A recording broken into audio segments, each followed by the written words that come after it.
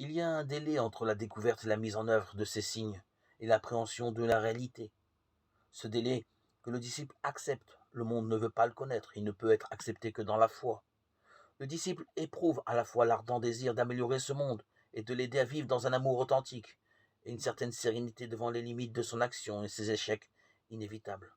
Cela semble contradictoire, mais en fait relève du paradoxe du royaume. Déjà là, et pas encore là, les hommes qui n'ont pas découvert le royaume récusent évidemment ce paradoxe. Ils ont tendance à exclure de leur société, ou plus simplement de leurs relations, au moins au niveau de l'action. Ce disciple, dont la conception de l'efficacité n'est pas la même que la leur, au nom d'un certain réalisme, le véritable réalisme se trouve rejeté. C'est là une seconde cause de tension douloureuse pour le disciple. Tension entre le fait de se trouver exclu d'un monde aimé passionnément, au nom de l'inefficacité, et la conscience de posséder la seule véritable efficacité. À ce plan encore se vit la béatitude de la croix. Le voilà ce phénomène de rejet annoncé par Jésus et que le chrétien subit nécessairement dans la mesure où il vit de la foi. Les modalités en sont bien entendu variables, comme il en va dans les actes des apôtres.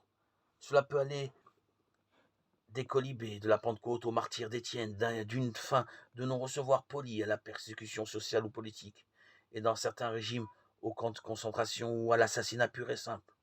On nous objectera que dans bien des cas, des chrétiens sont persécutés plus à cause de leur erreur personnelle ou collective que de leur fidélité au message. Cela peut être vrai. Il serait simple de penser sous le prétexte de faire l'examen de conscience de chaque chrétien que toute persécution se trouve toujours justifiée par le péché.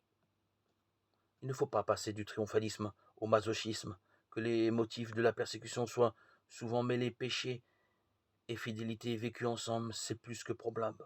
Mais le Christ n'était pas assez naïf pour n'avoir pas envisagé cela. Le chrétien est l'objet d'une opposition due à son péché, d'une opposition due à sa fidélité au message, tout à la fois. Celui qui oserait jeter la pierre à un chrétien à cause de cette ambiguïté de sa vie, qu'il se méfie. La pierre pourrait se transformer en boomerang.